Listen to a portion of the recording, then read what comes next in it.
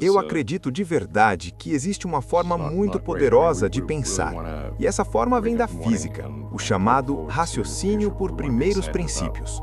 Basicamente, isso significa pegar qualquer grande problema e reduzi-lo em pequenos problemas que você possa resolver. Reduzir ele às verdades mais fundamentais e, a partir daí, construir o raciocínio. É o oposto de pensar por analogia.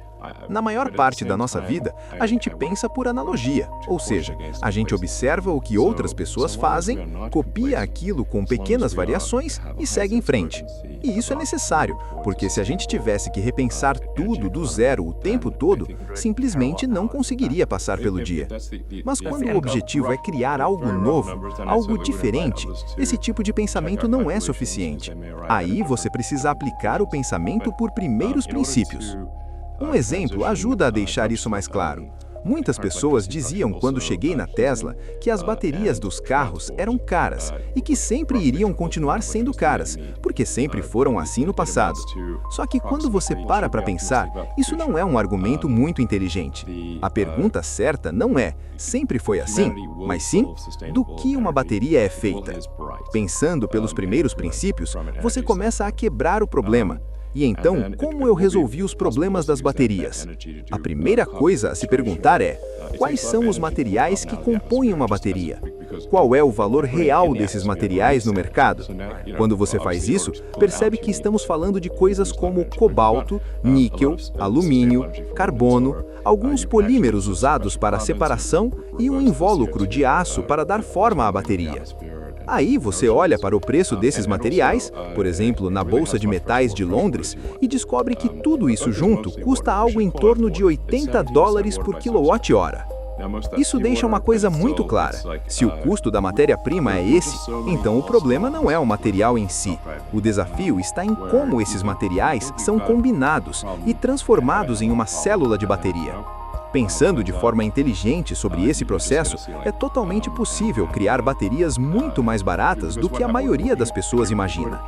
O mesmo raciocínio vale para foguetes.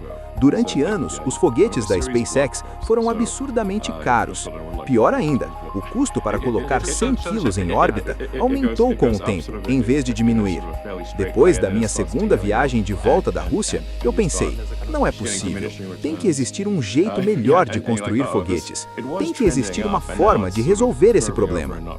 Foi aí que comecei a ler muitos livros sobre foguetes e a analisar tudo com base nos primeiros princípios. Eu simplesmente peguei um foguete e quebrei ele em partes. Quais materiais estão ali? Quanto custaria comprar esses materiais separadamente?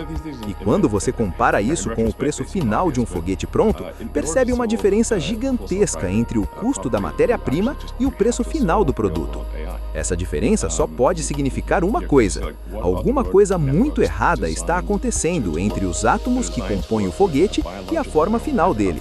E, de fato, eu descobri que isso era verdade. No fim das contas, tudo isso se resume a pensar de forma crítica.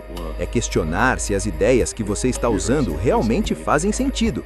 É checar se o raciocínio está bem conectado, se uma conclusão realmente leva a outra. E, principalmente, é entender quais resultados podem acontecer e qual é a chance real de cada um deles. Porque, na vida real, as coisas quase nunca têm um único resultado garantido.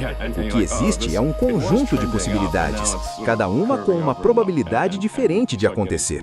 E o objetivo é justamente entender essas chances e, sempre que der, se colocar na posição mais favorável. Apostar não é um problema, desde que você esteja do lado que define as regras do jogo.